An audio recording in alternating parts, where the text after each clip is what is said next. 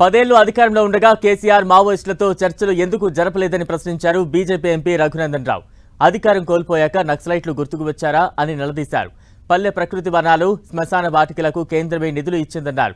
Karimnagar, Warangal, Siddipet tri junction కు 1600 కోట్లు ఇచ్చిన మాట వాస్తవం కాదా అంటున్న ఎంపీ రఘునందన్ రావుతో మా ప్రతినిధి అజయ్ ఫేస్ టు ఫేస్.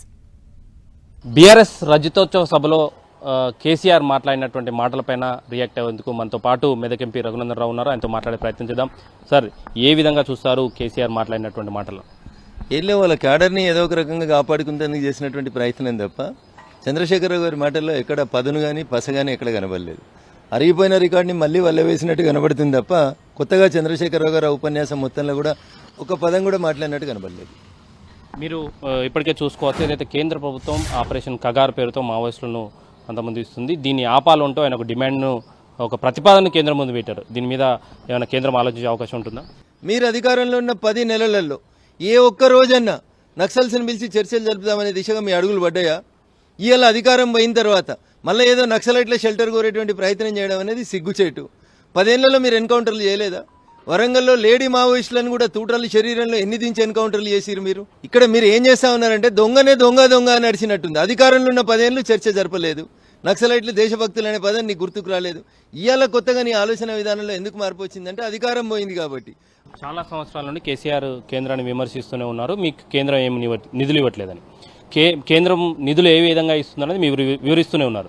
అయినా నిన్నటి సభలో మరొకసారి కేసీఆర్ కేంద్రం 11 ఏళ్లలో 11 రూపాయలు కూడా ఇవ్వలేదన్నారు. దీనికి మీ సమాధానం ఏ విధంగా అడుగుతుంది? సో కొంతమంది వామపక్ష భావజాలం ఉన్నటువంటి విశ్లేషకులు మాట్లాడేటువంటి మాటలకి ఇక్కడ దీనికి ఒక లింక్ కనబడుతుంది, ఒక సింక్ అనేట్టు కనబడతా ఉంది. వీళ్ళందరికీ ఎంతసేపు మోడీ గారిని తిట్టాలి అనేది ఉంటుంది తప్ప నిజంగా తెలంగాణకి మోడీ గారు ఏమి ఇవ్వలేదంటే చర్చకు రమ్మని మేము 100 సార్లు అడిగిన వాళ్ళ అధికారంలో ఉన్న 10 సంవత్సరాల్లో ఏ రోజు కూడా రాలేదు.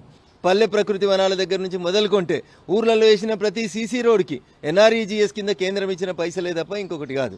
ఇప్పుడన్నా చంద్రశేఖరరావు గారు ఖాళీగా ఉన్నారు కాబట్టి మీ 10 ఏళ్లలో మీరు ఎంత పైసలు ఇచ్చిరు పంచాయతీలకి, కేంద్రం ఎంత పైసలు ఇచ్చింది పంచాయతీలకు అనే దాని మీద చర్చకి ఎక్కడికి వస్తారో వారికి నచ్చిన వారికి బయటికి రావడానికి భయంగా ఉంటే ఫామ్ హౌస్కైనా మేము రావడానికి సిద్ధంగా ఉన్నాం, చర్చించడానికి సిద్ధంగా ఉన్నాం. కానీ ఈ పనులను ఏదైతే పల్లె ప్రకృతి వనాలు అయితేనేమి, శ్మశాన వాటికలు అయితేనేమి, ఈ పనులను ఇతర రాష్ట్రాల్లో బీజేపీ ఎందుకు చేయలేదు అంటూ కూడా చాలా సందర్భంలో బీఆర్ఎస్ నేతలు క్వశ్చన్ చేసినటువంటి సందర్భం. అదేనా ఇప్పుడు నువ్వు ఆ డ్రెస్ ఎందుకు వేసుకున్నావు, మీ కెమెరామెన్ ఇంకో డ్రెస్ ఎందుకు వేసుకున్నాడు, రఘునందన్ రావు ఈ డ్రెస్ ఎందుకు వేసుకున్నాడు, ఏ రాష్ట్రానికి ఏం అవసరాలు ఉంటాయి, ఏ రాష్ట్ర పరిస్థితులు ఏ రకంగా ఉన్నాయనే దాన్ని బట్టి ఆ రాష్ట్రాలు ఆ నిధులను ఆ రకంగా వాడుకుంటాయి.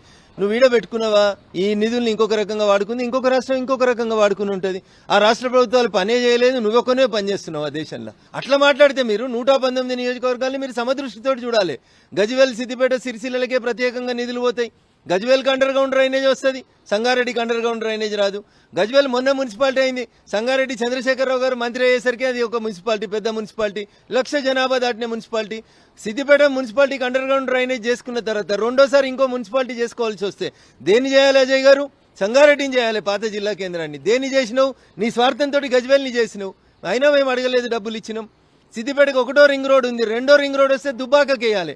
ఎందుకంటే సిద్దిపేటకు ఒక రింగ్ రోడ్ ఉంది, గజ్వేల్కి ఒక రింగ్ రోడ్ ఉంది. రింగ్ రోడ్ అవసరం దుబ్బాకకు ఉంది అనేది ఆలోచించాలి. దుబ్బాకకి వేయలేను, 2వ రింగ్ రోడ్ వేసుకున్నావు సిద్దిపేటకి. ఇది మీ నేచర్ కదా. మేమిచ్చిన పైసల్ని తీసుకొని గజ్వేల్ రైల్వే స్టేషన్ మాదే, సిద్దిపేట రైల్వే స్టేషన్ మాదే.